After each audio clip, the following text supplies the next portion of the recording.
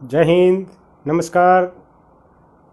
अभी video number 2 चालू है। मुझे आशा है कि पहले वाला वीडियो सभी ने देख लिया होगा और उसके ऊपर जो भी प्रैक्टिस करनी थी वो हो चुकी होगी। यदि जहाँ भी पिछले वीडियो को लेके डाउट है या प्रैक्टिस कम है तो पहले उसको आप कंप्लीट करें, उसके बाद आगे बढ़ें। अभी एक हिंदी में कहावत है कि करत करत अभ्यास के जड़मती होत सुजान, रसरी आवत जात करेत सिल पर परत निशान, जिसको अंग्रेजी में बोलते हैं practice makes a man perfect.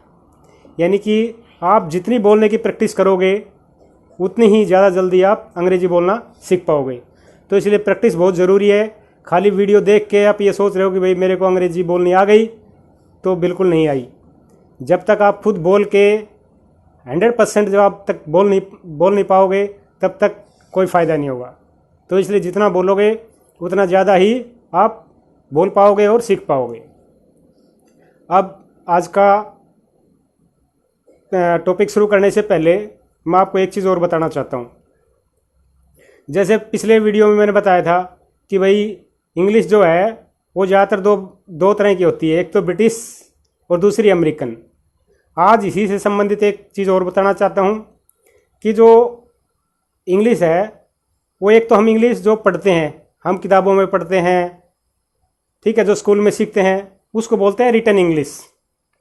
एक होती है बोलने वाली अंग्रेजी, जिसको साउंड फोनेटिक्स, उसको आपने देखा होगी जो हमारी डिक्शनरी होती है उसके अंदर पहले जो रिटन वाला वर्ड लिखा रहता है, ठीक है, उसके बीच में एक ऐसे कुछ इंग्लिश के अल्फ़ाबेट्स लिखे रहते हैं जो कि हर एक आदमी उसको पढ़ नहीं पाता, ना समझ पाता है। क्यों? वो दूसरे जो स्पोकन इंग्लिश है एक्चुअली वो इंग्लिश है, उसको क्या बोलते हैं? Sound alphabets. साउंड अल्फ़ाबेट्स का मतलब ये है कि जो हम साउंड आवाज़ निकालते हैं उनके अल्फ़ाबेट्स अलग हैं टोटली। वो टोटल कितने हैं? वो टोटल 44 हैं। वो 3 चीज़ों में काउंट होते हैं। जैसे नॉर्मल रिटन इंग्लिश है हमारी, तो उसमें क्या होता है, हमारे वावल्स होते हैं और कॉन्सोनेंट होते हैं, लेकिन उसके अंदर 3 चीज़ें होती हैं, वावल भी होते हैं, कॉन्सोनेंट भी होते हैं, और एक तीसरा हिस्सा है जिसको डिफ्थोंग्स बोलते हैं। चलो इसके विषय में हम ज़्यादा बात करेंगे नहीं, क्योंकि हमारा मेन मकसद सिर्फ आपको ये बताना था कि भाई रिटन इंग्लिश जो है वो अलग होती है और जो हम बोलते हैं वो इंग्लिश अलग होती है। जो जिसको हम साउंड अल्फ़ाबेट्स बोलते हैं वो रिटन अल्फ़ाबेट्स अलग होते हैं और साउंड अल्फ़ाबेट्स अलग होते हैं। तो इसलिए हम जो डिक्शनरी के बीच में लिखा रहता है वो हम पढ़ नहीं पाते हैं। यदि उनका जो टोटल 44 जो साउंड अल्फ़ाबेट्स हैं वो कई बार डिक्शनरी के लास्ट में दिए रहते हैं, आप वहाँ से उनको देख सकते हो कि उसको, जैसे उसमें एक ए साउंड ही 5 टाइप की है, ठीक है, तो आपको लास्ट में कौन कौन से वावल्स हैं, कौन से डिफ्थोंग्स हैं और कौन से कॉन्सोनेंट हैं, आप वो डिक्शनरी के लास्ट में देख सकते हो। ज़्यादातर डिक्शनरी में दिया हुआ रहता है। अब आते हैं आज के टॉपिक पे। अभी इंग्लिश बोलने के साथ साथ मैं थोड़ा एम्फेसाइज इस चीज़ पे करूँगा कि आपकी जनरल नॉलेज भी थोड़ी सी साथ साथ बढ़ती रहे। तो इसलिए क्वेश्चंस के अंदर भी क्वेश्चन ऐसे बोले जाएंगे, ऐसे प्रैक्टिस करवाए जाएंगे जिसके अंदर आपका जनरल नॉलेज भी साथ साथ में बढ़े, ठीक है। तो उसके लिए पहला जो हमारा वीडियो था उसके अंदर हम अपने वाट के ऊपर क्वेश्चंस करवाए थे। अभी ये वीडियो भी वाट के क्वेश्चंस पे ही आधारित है। क्यों? कि जितना हम शुरू में जितना एम्फेसाइज करेंगे चीज़ों को, जितना थोड़ा सा अच्छे समझ पाएंगे, उतना ही हमें फिर आगे चल के बढ़ने में आसानी रहेगी। तो इसलिए अब हम इस पे शुरू के जितने भी टॉपिक्स हैं हर टॉपिक के ऊपर 2-2 क्लासेस रहेंगी हमारी, ठीक है। चलो आज के वाट को कंटिन्यू करते हुए पहला क्वेश्चन वाट का हम लेते हैं। What are primary colours? Primary colours कौन होते हैं? जिनसे कि बाकी कलर बनते हैं। प्राइमरी कलर सिर्फ 3 ही होते हैं। प्राइमरी कलर जो मेन कलर, मुख्य कलर जो होते हैं, ठीक है, वो होते हैं what are primary colours. What means क्या? आर मीन्स है, प्राइमरी मीन्स मुख्य, और कलर मीन्स रंग। तो हमारे मुख्य रंग कौन कौन से होते हैं? What are primary colours? The primary colours are RGB, red, blue and green, जिसको शॉर्टकट में RGB बोलते हैं। आप बोलोगे तो आप बताओगे red, blue and green. The primary colours are red, blue and green. ये हमारा फर्स्ट क्वेश्चन हो गया। ठीक है, तो क्वेश्चन क्या था, what are the primary colours, the primary colours are red, green and blue, RGB। बाकी जितने भी कलर होते हैं वो इन 3 कलरों से ही बन के मिलते हैं, मतलब मेन ये 3 कलर हैं। बाकी इसके अंदर दूसरा कलर कोई मिक्स कर देते हैं तो उससे एक अलग कलर बन जाता है। तो बाकी जितने भी आप कलर देखोगे वो कई हंड्रेड्स, थाउजेंड्स, कितने भी 100 या हज़ारों तरह के हो सकते हैं। ठीक है, लेकिन वो जितने भी कलर होते हैं वो उनका मेन जो कलर होता है यही होता है, इन्हीं से, इन 3 कलर से मिलकर ही कोई चौथा कलर बनता है। ठीक है, अब अगले क्वेश्चन पे आते हैं। अगला क्वेश्चन है what are rainbow colours. Rainbow जो आप आकाश में देखते हो, रेनबो जो बनता है जब बारिश के टाइम पे एक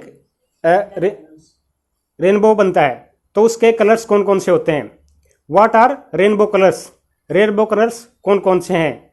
रेनबो को हिंदी में हम इंद्रधनुष भी बोलते हैं, रेनबो को हम हिंदी में इंद्रधनुष भी बोलते हैं। इंद्रधनुष के इंद्रधनुष में कौन कौन से कलर्स होते हैं, कौन कौन से रंग होते हैं। ठीक है, तो उसमें आते हैं, उसको हम शॉर्टकट में बोलते हैं, एक वर्ड है विबग्योर।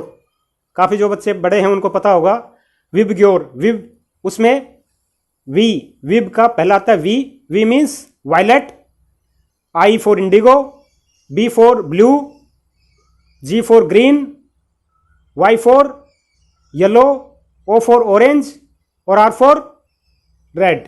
तो इसमें टोटल कितने कलर हो गए, 7 कलर हो गए। VIBGYOR, V for violet, I for indigo, B for blue, G for green, Y for yellow, O for orange और लास्ट में कौन सा रह गया, आर फॉर रेड। यदि हिंदी में हम इनको बोलें तो ज़्यादातर सबको पता होगा, चलो फिर भी मैं एक बार बता देता हूँ। वायलेट जो रहता है उसको हम बैंगनी कलर भी बोलते हैं, हिंदी में वायलेट को बैंगनी कलर बोलते हैं।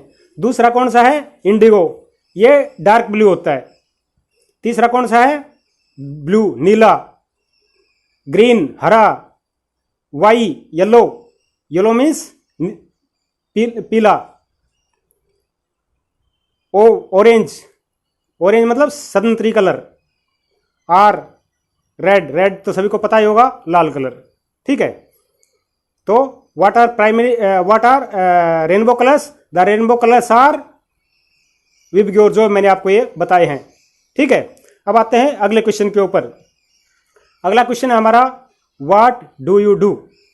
यदि ये क्वेश्चन आपसे कोई पूछता है व्हाट डू यू डू, इसका मतलब होता है आप क्या करते हो। व्हाट डू यू डू, तो I study in class 7th, I study in class 6th। जो भी आप काम करते हो, जो स्टूडेंट्स हैं वो तो सीधा यही बोलेंगे मैं उस क्लास में पढ़ता हूँ। ठीक है, मैं 6ठी क्लास में पढ़ता हूँ, मैं 7वीं क्लास में पढ़ता हूँ। तो व्हाट डू यू डू, आप क्या करते हैं। मैं 6ठी क्लास में पढ़ता हूँ, मैं 7वीं क्लास में पढ़ता हूँ। ठीक है, अब चलते हैं अगले क्वेश्चन पे। What does your mother do, आपकी मम्मी क्या करती हैं। यदि कोई आपसे प्रश्न पूछता है कि what does your mother do, आपकी मम्मी क्या करती हैं, तो आप क्या कहोगे, my mother is a house wife, मेरी मम्मी एक गृहिणी है। जो कोई जॉब नहीं करती, घर पे रहती है, उसको क्या बोलते हैं, हाउस वाइफ बोलते हैं। तो my mother is a house wife. ठीक है, किसी की टीचर हो तो वो बोल सकता है my mother is a teacher. ठीक है, किसी की मान लो मदर जो है इंजीनियर है, तो my mother is a software engineer और इंजीनियर। ठीक है, इस तरह से आप उसको बता सकते हो। तो अगला क्वेश्चन आता है what does your father do, आपके पिताजी क्या करते हैं। आप किसी का पिताजी यदि फार्मर है तो बोलेंगे my father is a farmer. What does your father do, आपके पिताजी क्या काम करते हैं। My father is a farmer, तो आप कह सकते हैं कि मेरा पिताजी एक किसान है। My father is a teacher, मेरे पिताजी एक टीचर हैं, अध्यापक हैं।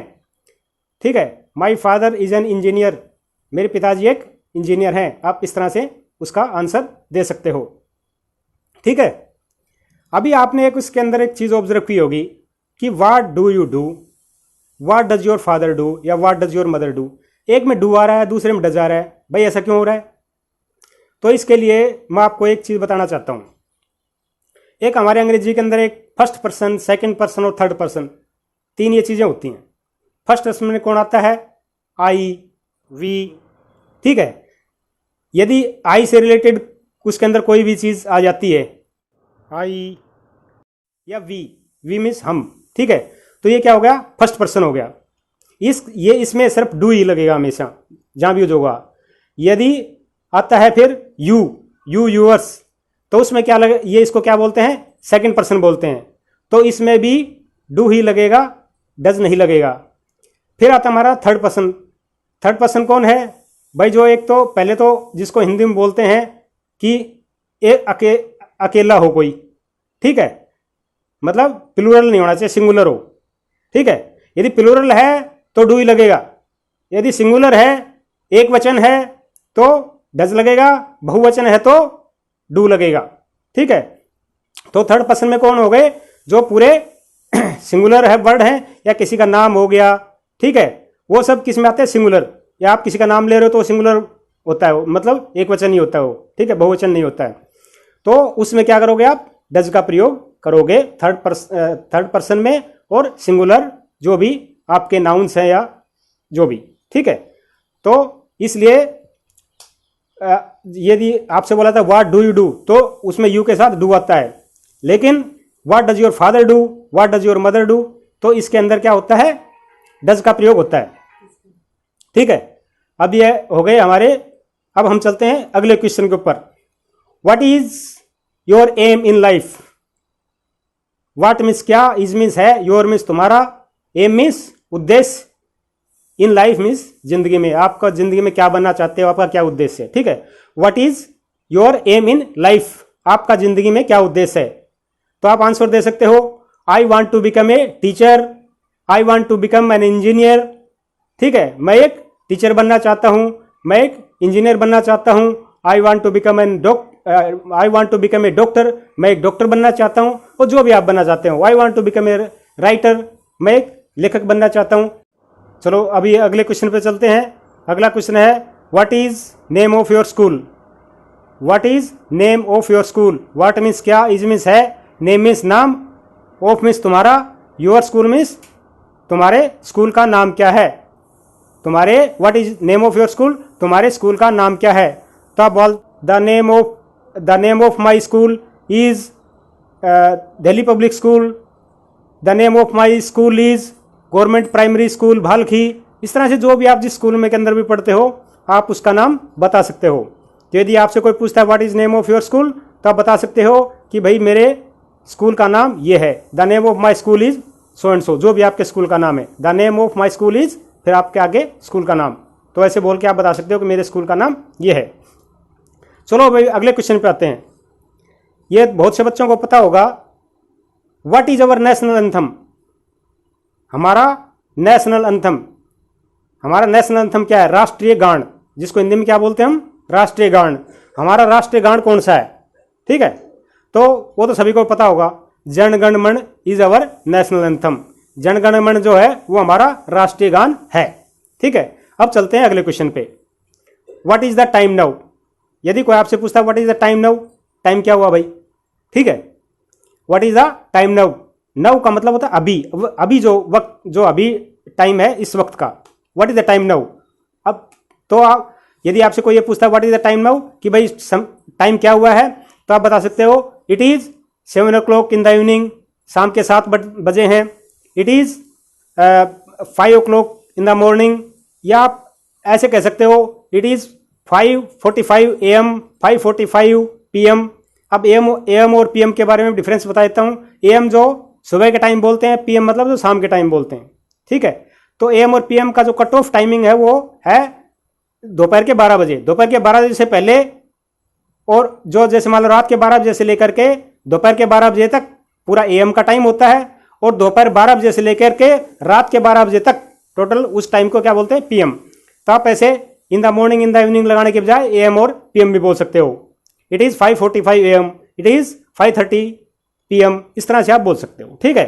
तो ये हो गया हमारा what is the time now. अब भाई टाइम क्या हुआ है, तो बता सकते हो it is 5:30 AM, it is 6:30 PM, जो भी है, ठीक है। आगे समझ में, ओके चलो आगे बढ़ते हैं। अगला क्वेश्चन है, what is the best time to get up from the bed. ये कौन सा अच्छा टाइम रहता है जब हमें अपने बेड से खड़े हो जाना चाहिए, जब हमें जगना चाहिए। मतलब gate up from the bed का मतलब जगना भी होता है।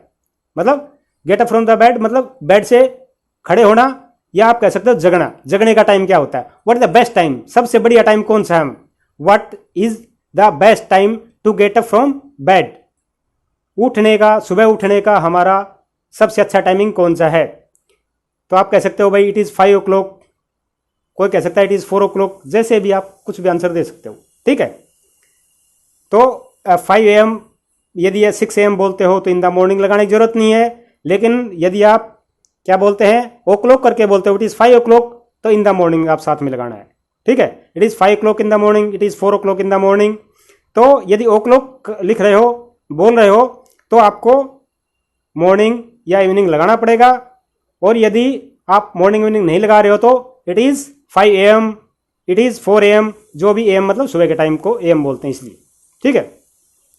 अभी हम आज के लास्ट क्वेश्चन पे चलते हैं।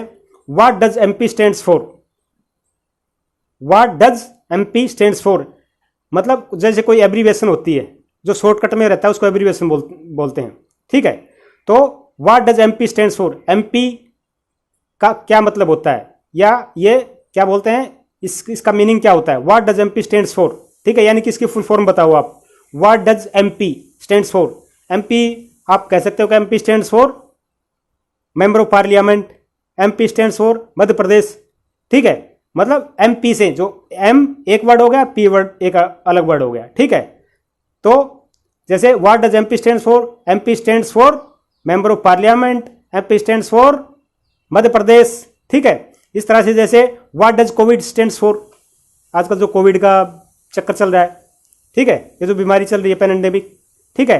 तो what does COVID stands for, ये कोविड की भाई फुल फॉर्म क्या होती है, तो ये होता है corona virus disease, Covid stands for corona virus disease. आज का क्लासेस यहीं पे समाप्त होती है, थैंक यू।